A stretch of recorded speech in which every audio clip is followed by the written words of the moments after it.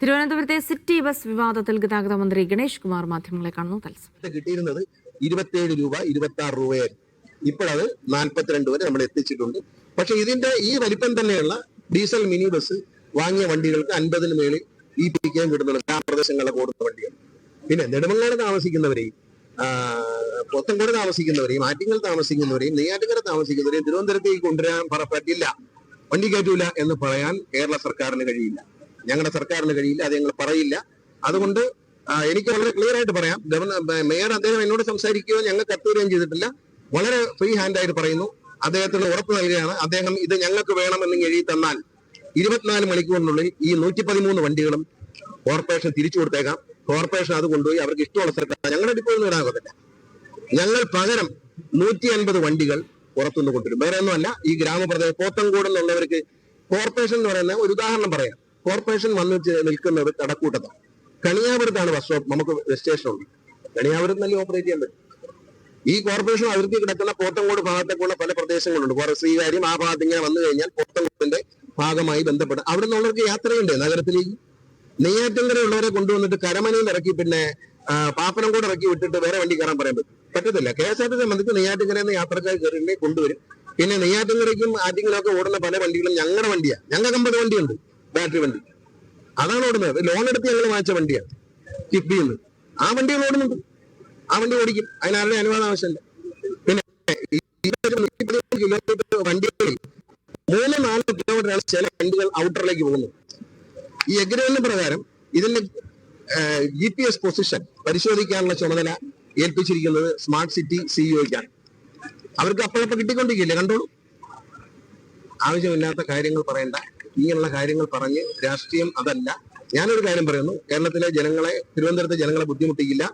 എപ്പോഴാണോ കോർപ്പറേഷന് ഈ സാധനം ഞങ്ങൾ എടുക്കാം എന്ന് പറഞ്ഞൊരു കത്ത് CMDക്ക് കൊടുത്താൽ മതി. 24 അവേഴ്സിനുള്ളിൽ അവർ പറയുന്ന സ്ഥലത്ത് ഈ വണ്ടി ഇട്ട് കൊടുക്കും. പകരം 113 വണ്ടിക്ക് പകരം 150 വണ്ടി, അതിനധികം ഞാൻ സർക്കാരിന്റെ ഭാഗത്ത് നിന്ന് ഞങ്ങൾ ഈ കേരളത്തിലെ തിരുവനന്തപുരത്തെ ജനങ്ങൾക്കും യാത്രക്കാർക്കും ഉറപ്പ് നൽകുന്നു. പറഞ്ഞാൽ 24 മണിക്കൂർ പറഞ്ഞാൽ 24 മണിക്കൂറിൽ ഈ 150 വണ്ടി സിറ്റിയിൽ ഉണ്ടായിരിക്കും, ഓടിയിരിക്കും.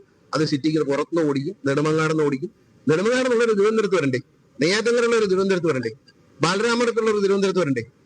അപ്പൊ അങ്ങനെ ഒരു പ്രദേശത്ത് മാത്രം ഓടിക്കുക. എഗ്രിമെന്റിലും പറഞ്ഞിട്ടുണ്ട്, പീക്ക് അവേഴ്സിൽ സിറ്റിക്കകത്ത് മാക്സിമം ഓടിയതിനു ശേഷം സബർബനിലുള്ള യാത്രക്കാരെ കൂടി സിറ്റിയിലേക്ക് കൊണ്ടുവരണം എന്ന് എഗ്രിമെന്റ് പറഞ്ഞിട്ടുണ്ട്. ഇതൊക്കെ അദ്ദേഹത്തെ ആരോ തെറ്റിദ്ധരിപ്പിച്ചാണ്. വായിച്ചു നോക്കുക, പഠിക്കുക, പഠിച്ചിട്ട് മറുപടി പറയുക. ഞാൻ പറഞ്ഞില്ല, എന്നിട്ടും തൃപ്തിയില്ലെങ്കിൽ വളരെ സന്തോഷത്തോടുകൂടി വണ്ടി തിരിച്ചു കൊടുക്കാൻ KSRTC തയ്യാറാണ്. CMDക്ക് എന്നെ പോലും കാണണ്ട, CMDക്ക് ഒരു കത്ത് കൊടുത്തോളൂ. 24 അവേഴ്സിനുള്ളിൽ വണ്ടി നിങ്ങൾ പറയുന്ന സ്ഥലത്ത് പാർക്ക് ചെയ്ത് തരും. ഡ്രൈവർ ഞങ്ങളതാണ്, കണ്ടക്ടർ ഞങ്ങളാണ്, ടിക്കറ്റ് മെഷീൻ ഞങ്ങളതാണ്, വർക്ക്ഷോപ്പ് ഞങ്ങളതാണ്, എല്ലാം ഞങ്ങളതാണ്. ഞങ്ങൾ വേറെ വണ്ടി ഇറക്കും. അതൊക്കെ അവരുടെ കാര്യം, എനിക്കറിയില്ല. അവർക്ക് അതിന് കഴിവുണ്ടെങ്കിൽ അവർ നടത്താം. ഞാൻ ആരുടെയും കഴിവിനെ കുറച്ച് കാണുന്നില്ല. നമ്മൾക്ക് വേണ്ടെന്നുള്ളതാണ്. നമുക്ക് ഇതുകൊണ്ടാണ് KSRTC ജീവിക്കുന്നതെന്ന് ന്യൂസ് 18 പോലുള്ള ചാനലുകൾ വ്യാജ പ്രചരണം നടത്തരുത്. KSRTCയുടെ ലാഭം ഇവിടെയല്ല. KSRTCയിൽ ഉണ്ടായിക്കൊണ്ട നേട്ടം എന്ന് പറയുന്ന കേരളം മുഴുവനാണ്. ആര്യങ്കാവ് ഡിപ്പോ അടക്കമുള്ള കൊച്ചു കൊച്ചു ഡിപ്പോകൾ പോലും ലാഭത്തിലാക്കിയ KSRTC ജീവനക്കാരുടെയും ജനങ്ങളുടെയും വിജയമാണ്. അല്ലാതെ ഇതുകൊണ്ടെന്തോ KSRTCക്ക് ഒരു പണി കിട്ടി, ഒരു പണിയില്ല.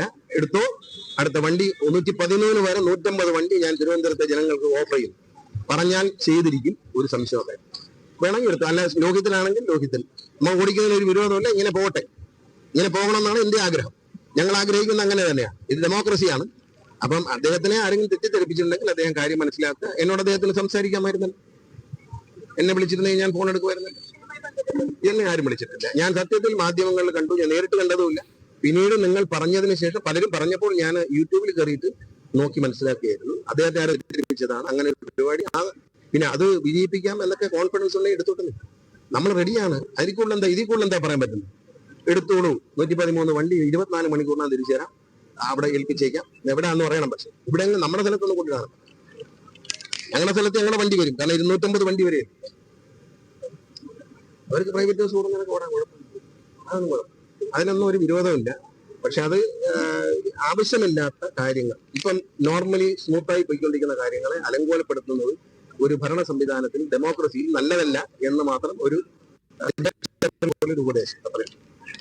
നമുക്കൊരു പ്രശ്നമല്ല കേട്ടോ. KSRTC ഇതുകൊണ്ടാണ് ജീവിക്കുന്ന ആരും പ്രചരിപ്പിക്കരുത്. KSRTC ഇതുകൊണ്ടല്ല ജീവിക്കുന്നത്. ശരി, okay, thank you. Thiruvananthapuram city bus വിവാദവുമായി ബന്ധപ്പെട്ട കോർപ്പറേഷന് ആ ബസ്സുകൾ തിരിച്ച് കൈമാറാൻ KSRTC തയ്യാറാണ്. കോർപ്പറേഷൻ അത് ഏറ്റെടുത്ത് നടത്തട്ടെ എന്നാണ് മന്ത്രി കെ ബി ഗണേഷ് കുമാർ അല്പസമയം മുമ്പ് പ്രതികരിച്ചത്.